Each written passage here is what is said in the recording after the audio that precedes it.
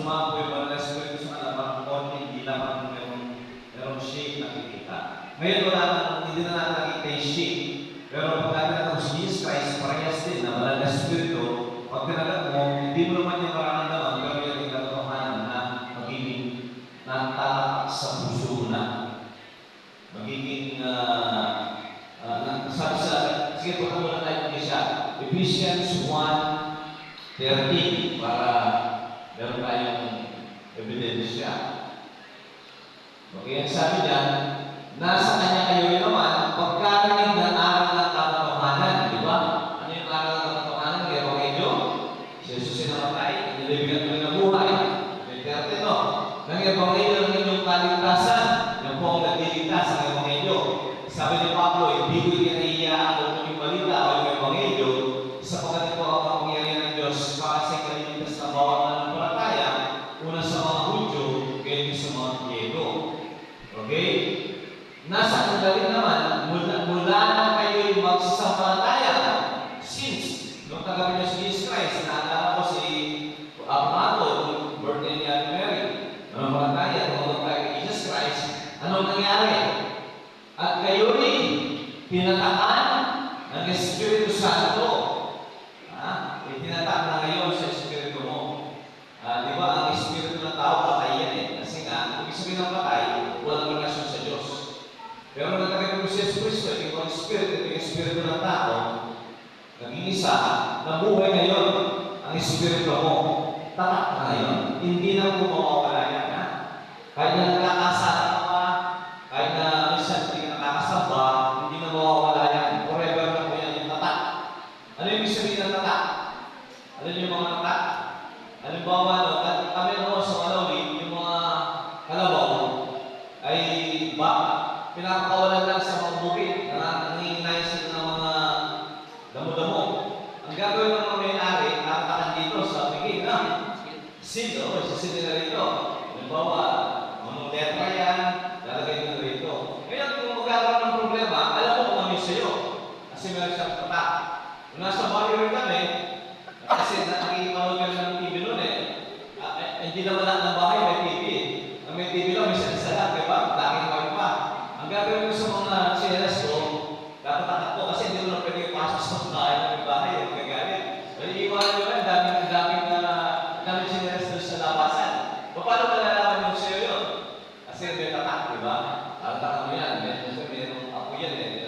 Kung ka ng alambre, gagawin ko, yung G, gagawin mo lang, mas tatak mo sa apoy, gagawin. Sa mga bata na din, binibigay, tatak mo yan. Ibig sabihin, akin yun. Kung magkakaroon problema tayo, inugo mo yan. Anong palatandaan mo? Akin yun yan, diba? Kaya sa school, yung bag mo, lalagay mo sa notebook mo. This is personal property. Diba? Alala mo ba yan eh? Step. Yan, step ng BOA. Okay, so ngayon, nangyari yan, pagka nawala yan, kanina ibabalik. Kay Stephanie ng BOA. So, ganyan po ibig sabihin ng tatak. Ngayon, tatagapin natin si Jesus Christ para hindi tayo makuha ni Satanas, hindi tayo maligaw, anong ginawa? Tinatakan tayo.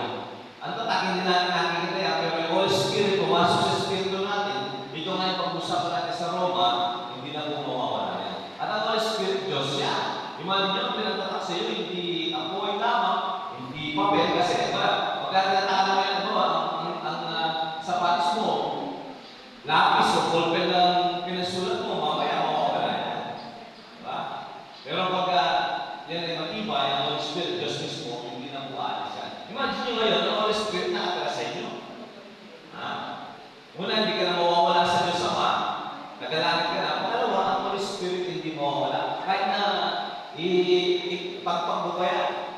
Kahit nalaban mo pa yan, hindi na mawawala yan. Andiyan na po yan. Wala nang makakawala. Kaya na yung mga anak ng Kristo Jesus, sigurado. At sa panahon ng biyaya ngayon, sa panahon ni Jesus Christ, kasi namatay mo yung nabuhay, kasi sa panahon natin, ang Holy Spirit na pinakamahalaga na binigay ng Diyos sa atin. Nasa atin yan. Tatakbo yan, hindi na mawawala. Ito ang pinakamahalagang regalo ng Diyos sa buhay ng Kristiyano, yung banal na Espiritu. Amen? Kaya nga sabi rito, basahin natin ito rin, no? Nasa kanya kayo naman, pagkarinig ng aral ng katotohanan, kailangan yung merong step by step yan. Una, may nag-aral. Diba? Alala mo ako, may nag-aral. Nung birthday niya, Ate Mary, anong buwan yun? January ba yun, Ate Mary? January 14. Nag-aral kami ng muling balita. Ano ginawa ni Kuya Ato? Saka si Ate Dita, pagkarinig ng aral ng katotohanan. Kailangan yung aral ng katotohanan. Inaaral ko lamang kung ano makakulit sa mundo, yayaman ka, lalakad din po yun eh. Ang katotohanan dyan ay yung ebanghelyo. Ano yung ebanghelyo? Si Jesus ay namatay, inilibing at tuloy na buhay yung ebanghelyo. Nang inyong kaligtasan, kasi yung pinagliligtas. Hindi ko na pinangaral sa inyo. Ate Tita, Ate Kuya, mag-membro po kayo kami na. Magpalistahan kayo ng GDC, niligtas kayo. Hindi naman membership. Ano inaral ko sa inyo? Si Jesus ay namatay, mahal ka ni Jesus Christ, binigyan niya kanyang sarili sa iyo, napako siya sa krus para bayaran niya yung kasalanan. Tapos yun ang ebanghelyo ng inyong kaligtasan. Wala nang iba. Wala nang ibang paraan. Wala nang ibang magliligtas yung inyong ebanghelyo. Nasa kanya rin naman, wala na kayo magsapalataya. So, minsan na kayo magbula, mag-press, kung kailangan mo na kung ano na yun, yun na yun. Parang nagkaroon kayo ng pangalawang pamandahan. Amen? Di pinanganak ng muli. Mula na kayo magsapalataya at kayo tinatahan ng Espiritu Santo na ipinangako. Pinangako ko nung andito pa si Jesus Christ, pinapangako niya yan. Nung bumangkin na sa langit, natupad na po yan sa akin. Imagine mo yun, tupad sa akin yan. Ako, meron banal na Espiritu. Kaya nasa lang pumunta, kasama siya. Ang banal na Espiritu po ay ang tawag ng persona. Ibig sabihin ng persona, meron siyang damdamin. Nalulungkot din. Pagka gumagawa ka ng kasalanan, nalulungkot siya. Hindi siya aalis, pero nalulungkot. Nalulungkot siya. Kailangan, pagsisiyang yung kasalanan mo, tarikadan mo na. Parang masaya lagi ang Holy Spirit. Okay, hindi pinanako na siya patotoo sa ating mana. Ibig sabihin, meron tayong mana, yung mana natin. Buhay naman ng hanggan. Nagpapatotoo. Hanggang sa ikatutubos ng sariling pag-aari ng Diyos. Hanggang sa pumunta na tayo sa langit. So, hindi ka iiwan ng Espiritu hanggang sa langit na yan. Okay? Sa ikapupuri ng kanyang kalwalatian. Amen? Napakaganda, no? Yun ang, isa't ilang Diyos, isang Diyos, may tatlong persona. Ang Holy Spirit ay nakatatak sa atin. Imagine mo, nakatatak sa puso mo, sa Espiritu mo. Kaya, huwag ka matakot. At ang Holy Spirit nagsasalita, kailangan pakinggan mo lang. Ang pag-aaral natin dito, kailangan maging spiritual tayo. Para maging spiritual ka, kasama ang Holy Spirit. Hindi ka maging spiritual kung hindi mo kilala ang Holy Spirit at hindi ka sumusunod sa Spirit. Importante yung spiritual. Ibig sabihin yung spiritual, susunod tayo sa kalooban ng Espiritu. Ang kalooban ng Espiritu, ito rin yung kalooban ng Kristo. Ang kalooban ng Espiritu, ito rin yung kalooban ng Ama. Amen? Para sa ganon, natutuwa ang Diyos sa atin. Sige siya, ibalik na natin sa Romans 8. Saglit lang po ito. May section lang tayo sa ating Sunday School. Ngayon, mamaya po, meron tayo ng topic naman mamaya, rapture. Okay, para marinig ng mga nagsasalit na rapture. Okay, so ano yung sabihin ng rapture? Yung pagdakit. Kukunin tayo ng mga ito. Nakasulat po sa Bible yan. Ha? Okay, sa verse 9 tayo. Datapat kayo'y wala sa laman. Ang kabaliktaran ng Espiritu ay laman. Ang tao mayroong Espiritu. Ano po? Ito, ang Diyos, ilan ang Diyos? Isang Diyos. Ano po? Ilan ang persona ng Diyos? Tatlo. Ang tao, isang tao. Ilan ang bahagi ng tao? Apat. Tatlo lang. Anong bahagi ng tao? Meron tao. Meron bang kaluluwa ng tao? Meron no, kaluluwa. Meron bang katawan ng tao? Siyempre ito, katawan. Meron bang espiritu ng tao? Meron, tao rin, no? Ang kaluluwa, ito yung pinaka-persona mo, ito yung pinaka-ikaw. Ito yung kaisipan mo, ito yung decision mo, ito yung damdamin mo, ito yung kaluluwa. Ang espiritu naman, ito yung konsensya mo, ito yung connect mo sa Diyos, at ito yung intuition mo. Ang laman naman, ito yung sense of touch, sense of taste, sense of sight, at smell, at nose, at hearing, no? Yan ang physical, no? Physical. Yan ang physical, okay? So, yan ang tao. Ngayon, ang kabalik, ang espiritu, naalala nyo, ulitin ko naman yung aking ito, baka may meron na akong open dyan, ha? Lahat tayo ay kay Adan. Okay, kay Adan tayo. Dito, ha, kay Adan. Ano bang lahi na? Filipino, Amerikano, Inchik, ano ka man? Hudyo, Gentil, lahi tayo lahat ni Adan. Tama ko ba? Nagkasala si Adan, nagkasala rin tayo. Tama ko ba? Kayo ba nagkakasala? Amen. So dito, mayaman ka, mahirap ka, wala kang mag-asa rito kay Adan. Mabuti ka, masama ka, impyerno ka pa rin kay Adan. Amen. Kailangan natin, sabi ng Romans 8:1, at saka dito sa mga verses, kailangan kay Kristo ka, in Christ. Sabihin niyo po nga, in Christ. Ano kabalitaran ng in Christ? Out of Christ. Out, in, out. Okay, tayo kailangan maging in tayo, in Christ. Dito, kayo in Adam, out of Christ ka. Pagka kay Adam ka lang, out of Christ ka. Kailangan maging in Christ ka, no? In Christ.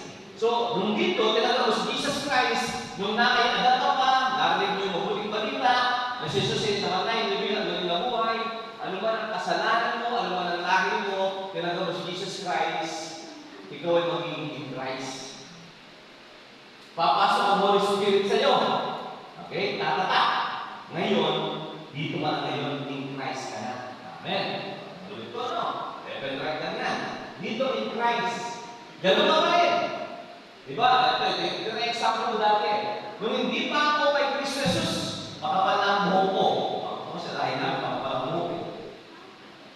Ang pilito mo managsala. Pagka ako tumanggap kay Jesus Christ, andito na ako. Dati kay Adan ako, no? Ngayon na kay Jesus Christ na ako. Makapal pa rin ang buhok mo. Managsala pa rin ang ako. O, ibig sabihin, andun pa rin yung lahat ni Adan. Pero yung ang Espiritu, hindi natin nakikita yun, nabuhay yun. Yun ang kay Kristo, yung Espiritu. Dito ngayon kay Kristo, karabal naman ako, masunuri man ako sa Diyos o hindi, pero na kay Kristo ako, saan ako pupunta? Ha? Saan ako pupunta? Ulitin ko, no? Na kay Kristo ako. Adan, kay Kristo, in Christ. Masunuri ako, o hindi ako masunuri. Saan ako pupunta? Amen. Bakit? Ayun. Ano ba? Ayun. Dahil na kay Kristo Jesus ka. Hindi tinitingnan ng Panginoon kung ano yung ginagawa mo, ano yung lahi mo, tinitingnan ng Panginoon kung na kay Kristo ka ba o hindi. Amen. Pagka na kay Kristo ka, dito ngayon, pwede ka nang lumakat sa Espiritu. Kasi na kay Kristo Jesus ka rin. Pero at the same time, dahil nasa lupa pa tayo, pwede ka rin mabuhay sa laman. Yan ang pag-uusap. Actually, yan ang pinag-uusapan natin pagkagalang panahon. Ilang yun, chapter 8 na tayo. Verse 9. Dito sa kay Kristo Jesus, kaya ngayon mga Kristiyano, mayroong karnal na Kristiyano. Kristiyano yan, kung rin sa langit yan. Pero karnal. Ibig sabihin ng karnal, hindi sa espiritual. Hindi nagpapasakot sa espiritu. Matalino pa sa wala na espiritu. Maraming alaban sa Holy Spirit. Amen? Hindi nagpapasakot. Pagka hindi ka nagpapasakot sa Holy Spirit, saan ka? Kay Kristo ka pa rin. Pero karnal ka. Amen? Tanong, gusto nyo mo maging karnal o spiritual? Sigurado ba ba? Kasi pagiging spiritual, dito sa spiritual, meron yung sacrifice. Kung nagsasakripisyo mo dyan, yung sarili. Pero, yun ang pinaka-masarap na buhay. At may pinaka-masarap. Yun ang pinaka-masarap na buhay. Yung tayo sumusunod sa Diyos. Kaya ko, wala akong towel. O, lumilinaw o lumalabo? Magtanong na kayo. Sige ha.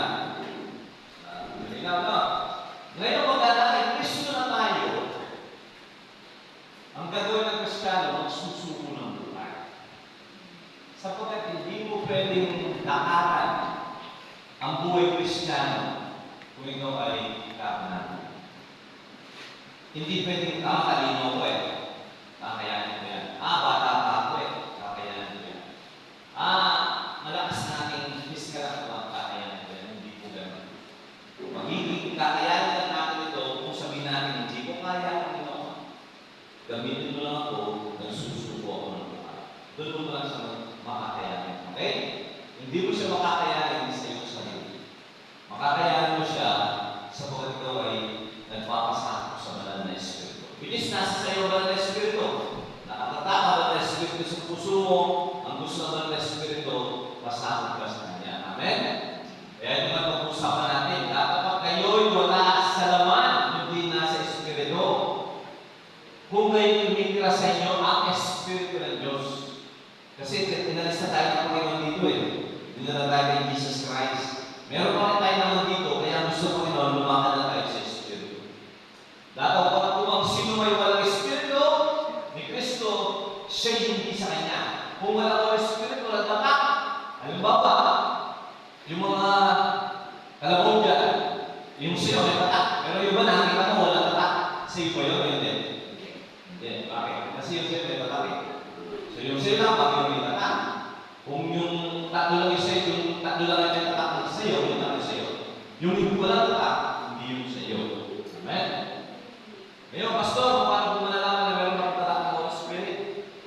Hindi ba kasi nagdududa sila dyan? Ito naman natin, nagkatuwa talaga ang mga Jesus. Okay, nagsisigaw lang yung kasalanan. Pangalawa, pagka kasi lumalakad tayo sa meron tayo ng Spirit, nagkakasala naman tayo nakagawa tayo ng kasalanan, nalulungkot tayo. Nag-i-struggle. Pagka hindi ka nalulungkot sa nagagawa mong kasalanan, baka walang Holy Spirit sa iyo. Kasi ang Holy Spirit na sa iyo, ayaw ng kasalanan. Pagka nakagawa ka ng kasalanan, nalulungkot siya, nalulungkot ka rin. Pero pagka dire-diretso ka sa pagkakasala, tingnan mo baka wala kang ng Holy Spirit. Pero pinakaunang muna, tinatawag mo si Jesus Christ. Kailan mo siya tinanggap? Kailan? Saan? Saan mo siya tinanggap? Importante po yan. Amen? Sige po. Dapat kung sino may walang Espiritu ng Kristo, siya hindi sa Kanya. At kung si Kristo ay nasa inyo, ang katawan ay patay dahil sa kasalanan, dapat ang Espiritu ay buhay dahil sa katwiran. Alam niyo po yun? Yung Holy Spirit, yung aming Spirit, patay dati ito, walang connection na yun. Yung tagagay po si Jesus Christ, ang Holy Spirit, bumaba, tumatak, nakipag-isa sa aming Espiritu. Ang Espiritu ko yung buhay na. So kung pakikinggan mo lang yung Espiritu at ang Espiritu ng Panginoon, makakasunod ka sa Kanya. Ang pinakahadlang na Panginoon Espiritual yan sa inyo. Amen? Yung sarili, gusto mong sarili mo, kaya sa ito yung self-confidence, pag-ibig mo sa sarili, yan, mahirap mong isuko yan, pero may nakalaki isuko. Unti-unti, step by step. Ang pagiging gusto mo lang, ikaw ang sikat, self-glory, umaasa sa sariling lakas, unti-unti sinusuko mo yan. At nagsa gano'n, makakilos yung Espiritu mo at ang Espiritu ng banal ng Diyos. At kung si Kristo ay nasa inyo, ang ayaw ng verse 8, nilaman kita, verse 11. Kung tayo sa verse 10, no? Ngunit kung ang Espiritu niya ang bumuhay na maguli, sino ba yung bumuhay kay Jesus Christ? Ang banal na Espiritu na nakatatak sa atin. So, ang Holy Spirit, binuhay niya si Jesus Christ na maguli. Ngunit kung ang Espiritu niya ang bumuhay na maguli kay Jesus, ay tumira sa inyo. Ginawa ang bahay. Kaya nasa Corinto, kayo daw ang templo ng Diyos. Dati ang templo, building pa yan Pero ngayon wala ng building. Ang templo ngayon ng Diyos ay yung tao na.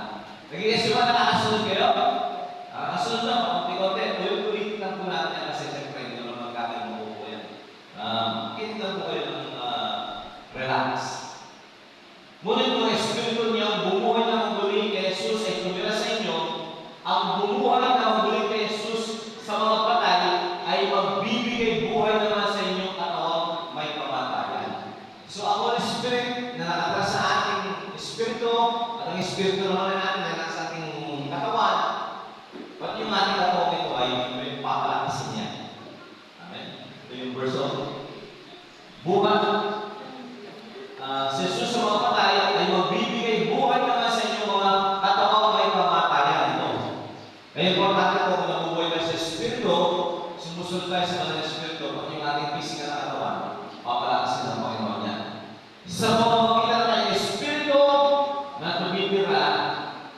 sa inyo.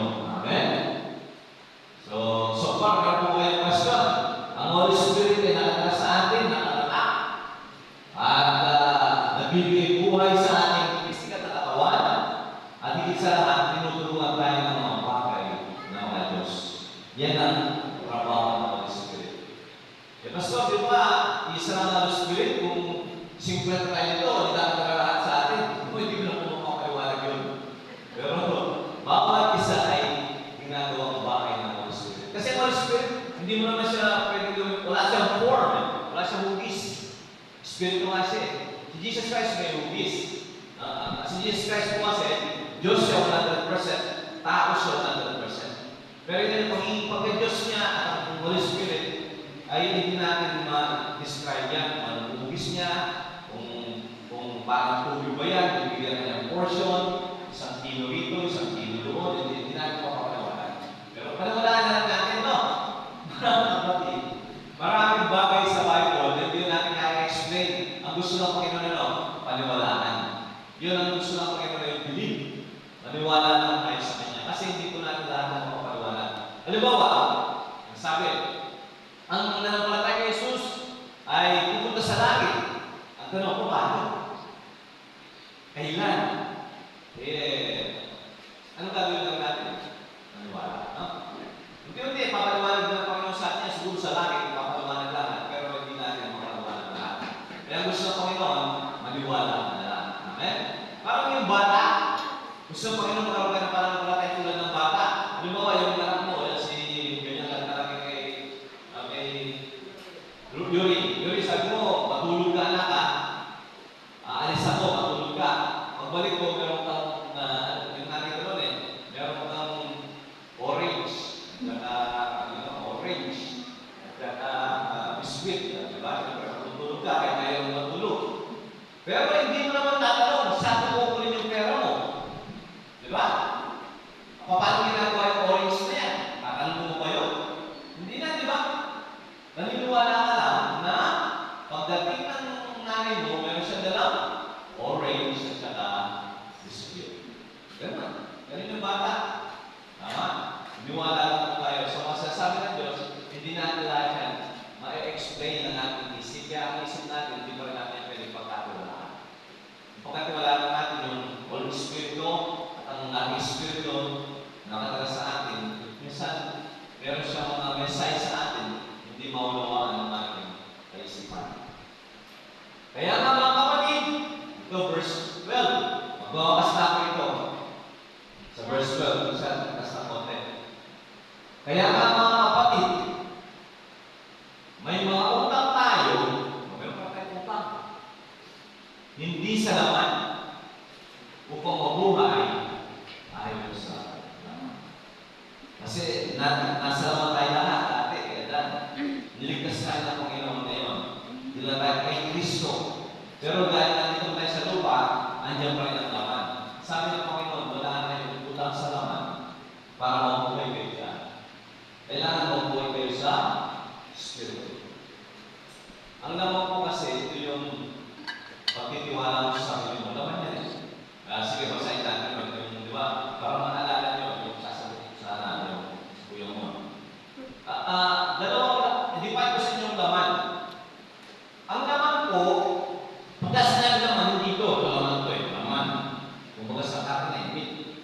Ito ay hindi ibig sabihin ito laman. Ibig sabihin naman yung makamundo kay Adan. Galacia mo lang siya. Galacia 5:19. Okay, define natin. Ito yung pangit na laman. Ang laman may dalawang uri. Isang pangit, isang guwapo. Pero parehas na laman. Parehas ng ayaw ng Diyos yan. Okay? At hayaan ang mga gawa ng laman sa mga tuwid ay ang mga ito. Kaya siyempre, hindi natin yung pamamalaki.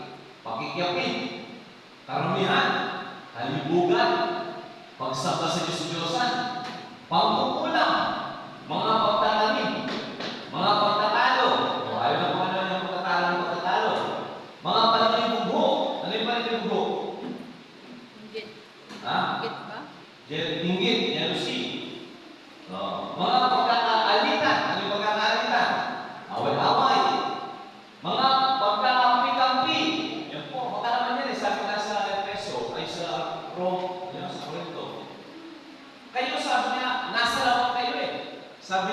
kay Pablo, ako ay kay Apollos. So pagka may gano'n, may comparison, makalaman yan. Amen? Magkakampi-kampi. Mga pagkakabahagi. Okay? Mga hidwang pananampalataya. Laman ng lahat yan. Mga kapanaghilian. Mga pakulasing. Mga kalayawan. Ang mga katulad nito, tungkol sa mga bagay nito ay aking pinapaunang ipaalala sa inyo, tulad ng sa aking pagpapaalala ng una sa inyo, na mga nagsisigawa ng mga gayong mga bagay ay hindi magsisipagmana ng katangian ng Diyos. Ang tanong po kasi hindi magmamarihan ng katangian ng Diyos. Okay? Sa yan eh. Hindi yan marirenew. Marirepair. Ang ginawa pa rin dyan, hinondeman yan. Pinako niya kasama ni Kristo. Condemn yan eh. Pero dahil nandito tayo sa lupa pa, kahit na namin isusus tayo, pwede pa rin tayo mabuhay dyan sa laman. Amen? Sa masususan. So ito, pangit na laman, no? Hindi mo pwede magmalaki yan. Nakakahila yan. Ano kayo yung laman na pwede pinagmamalaki ng tao, pero laman? Basta laman. Pinagmamalaki ng tao o hindi pinagmamalaki ng tao, yan ay kondema. Yan ay hindi kalulog sa Diyos. Philippos 3 siya. Philippians 3. Ito naman yung buwapong laman. So, ibig sabihin ng Diyos, wala nang pwedeng, unti-unti naman yan. Hindi natin pwedeng kasing mabigayan eh. Dati ang panahon, wala nang ipagmamalaki o sinasandalan sa laman sa iyong sarili. Ano to?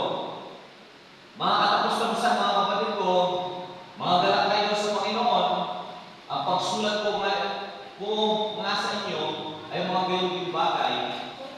Sa akin ay tunay na hindi nakangangalay. Ngunit sa inyo yung katiwasayan. Ano po ano? Ito yung good flesh. O yung sabihin natin, honorable flesh. Pero flesh pa rin. Magsipag-ingat kayo sa mga aso. Yung mga kumakalaban na kay Pablo, ang tawag kay Pablo, mga aso. Magsipag-ingat kayo sa mga masasamang manggagawa. So, merong bad workers.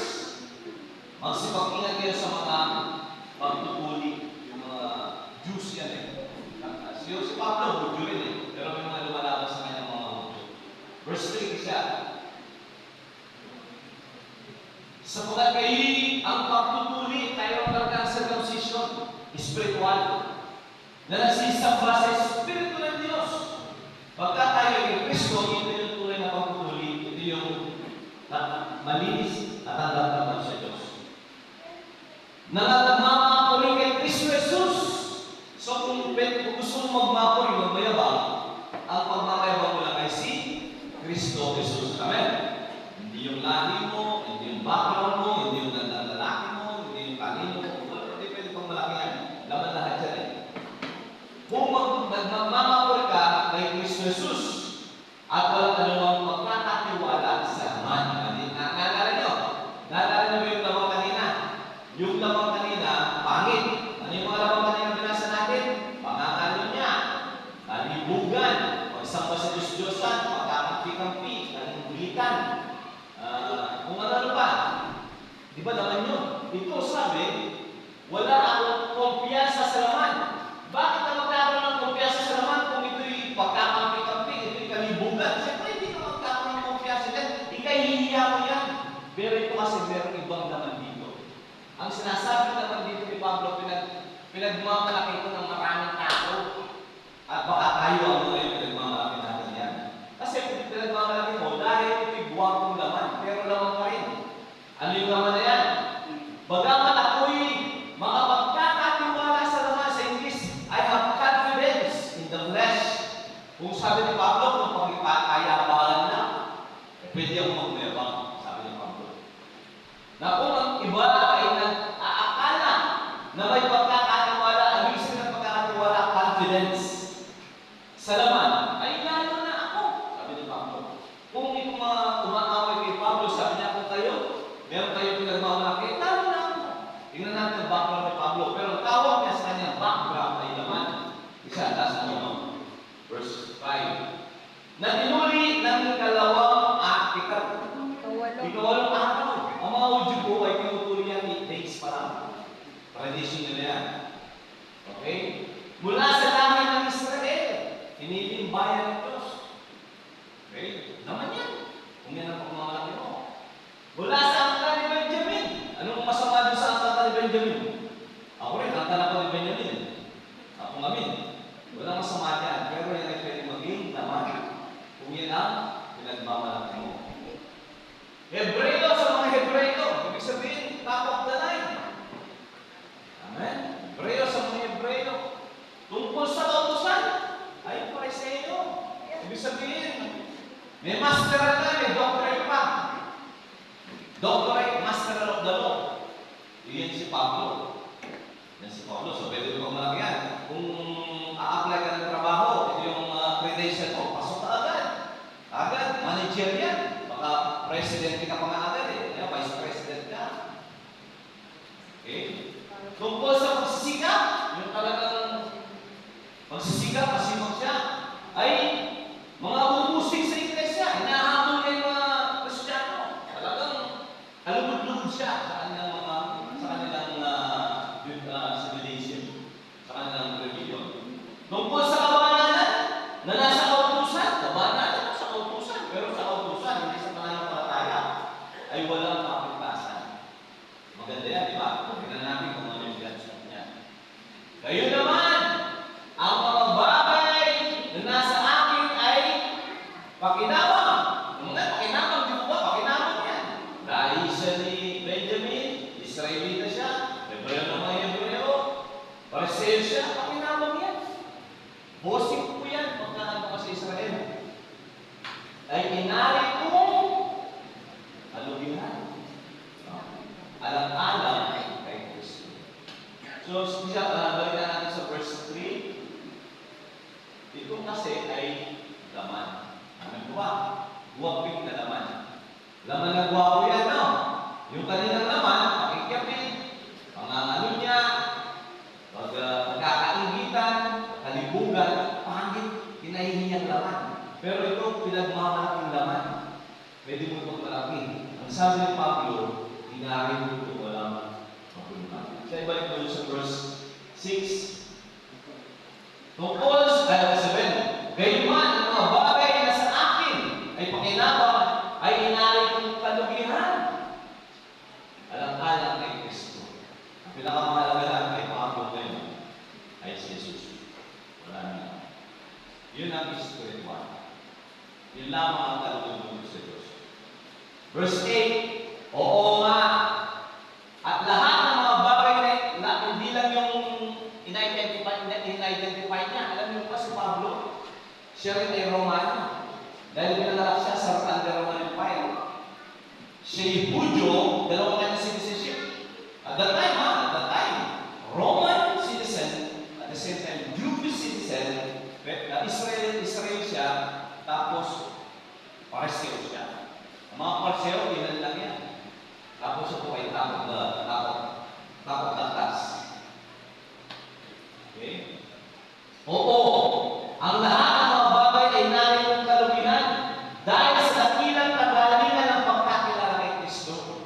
So siyempre, hindi naman siya mamba. Ibig sabihin, kung ganito si Kristo, ganito siya si Kristo, ganito naman aking kadakilaan, yung mga aking mga pinagmamalaki. Ibig sabihin, dakila na si Kristo para itapon ko itong aking mga pinagmamalaki. Hindi ko itatapon yung mga pinagmamalaki ko kung si Kristo ay hindi dakila. Amen mo ba? Christ is immeasurable, incomparable. Kaya nga, tinapon niya lahat yan para lamang kay Jesus Christ. As Jesus Christ is eternal, immeasurable. Amen? Pagkakilala kay Jesus na Panginoon ko, na alam-alam sa kanya yung tinis ko ang kalumihan ng lahat ng mga bagay. Pinag-uusig siya, pinahirapan siya, nasa patay siya. At inarin kong sukal lamang. Sukal. Isabi naman sa English yung sukal. Verse 7, 8, verse 8. Sa King James. King James, no? Whom I have suffered the loss of all things, and do count them but Down! Ano yung down? Oh, takip. Ano yung tinuro niya takip? Yung pakikipit? Yung pangangalo niya? Yung kalibugan? Hindi, di ba? Although yun, pagandahan yun eh. Ang tinuro niya tayo ay yung kanyang pagiging muso. Ang kanyang pagiging pariseyo. Ang kanyang pagiging takot dalay. Tinuro niya tayo. In comparison kay Jesus Christ. Sabi ko ba? So pagka kinumpara mo na ngayon, kaya nga sabi ni David eh, ako'y upod lamang. Sa haring David, hari na yan. Pagka nakita mo ang katapitaan ni Kristo, at nakita mo ang sarili mo, wala kang magagawa kung di makita yung kawalan, that you are none, against in the presence of God. Yun ang pagiging spiritual. Amen? For whom I have suffered the loss of all things, all, good or bad, do not them, but down, that I may win Christ. Ano po ba? Yun po yung ganun din siya. Sabi ko, kasama ito, Filipos 2:20. So, yun ang aplikasyon natin. Huwag natin pahalagaan natin sarili. Bakit? Sabi ng Diyos, we have nothing. Ang ating sarili, we have useless of this. For I have, Philippians 2:20, tama ba yan? Philippians 2:20 ba yan? Galatians 2:20. Galatians 2:20. Sa Tagalog na natin siya. Galatia 2:20 yan. Tagalog natin yan. Ako'y napako sa krus. Bakit tayo pinako ni krus? Kasi sa krus ni Jesus Christ na kasama niya. Kasi yung ating sarili, it's beyond repair. It's evil, corrupt to the uttermost. It's useless. Wala nang ba na yan? That's why pinako na ni Jesus Christ na kasama niya.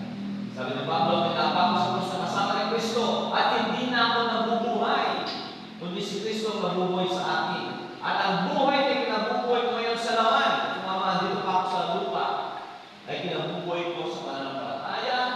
Ang pananampalataya na ito'y sa anak ng Diyos, na sa akin ay umibig at ibigay ang kanyang sarili dahil sa akin. So yun po, ang mga katotohanan natin. Hindi po masama matalino ka, hindi masama ang magandang lalaki ka, pero do not put trust in. Amen po ba? Kailangan yan, gamitin niya kung gagamitin ng Panginoon. Parang martilyo, mga tools. Pero huwag mong isasandalan ng mga tools na yan. Tools na yan. Ang Kristiyano ay dapat nakasandalan. Like Kristo. Amen? Kaya sabi ng Panginoon, deny yourself. Carry your cross. Sabi pa ng Panginoon, kinakailangan ang binhi ay mangaray. Ang natambini ay hindi namamatay sa ilalim ng lupa, hindi magbubuha. Hanggang pinapahalagaan ang ating sarili, self-love, self-nourishment, self-indulgence, self-pity, self-confidence, self-sustenance, lahat ng self. Maasa ka sa sarili mo. Yan ay tanda sa iyong spiritual. Kristiyano ka, hindi ba eh, Kristus ka. Pero ikaw ay namabat, parang parang binhi. Binhi ka, meron light within you, pero hanggang hindi ka namamatay sa ilalim ng lupa, hindi ka tumutubo. Lalaki ang tumutuwa. You will remain single seed for the rest of your life. Pagka hindi mo sinubo, unti-unti, isa-isa, step by step, ang iyong sarili sa Panginoon. Any question? Pagka nagtanong po kayo, pakinggan nyo ang sagot na. Bago kayo mag-exit. Any question? Wala kayong tanong. Tapos na nakataktaan natin ang ganito. Makapagtanong pa kayo. Hindi, kidding aside. Wala po kayong tanong? Pakinggan. Actually, nakakasal po yung pinag-usapan natin. Yan yung mga bagay ng mga Diyos. Ang mga pinag-usapan natin yan, ayaw na sa tanas na. Hindi mo mabilis ang lahat ng tao dyan. And I don't care. Hindi naman po ako apostol ng mga tao. Hindi naman ako apostol. Ang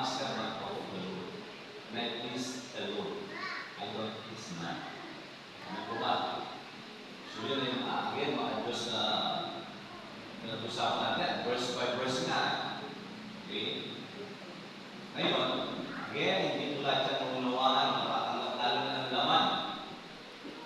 Kontra yan eh.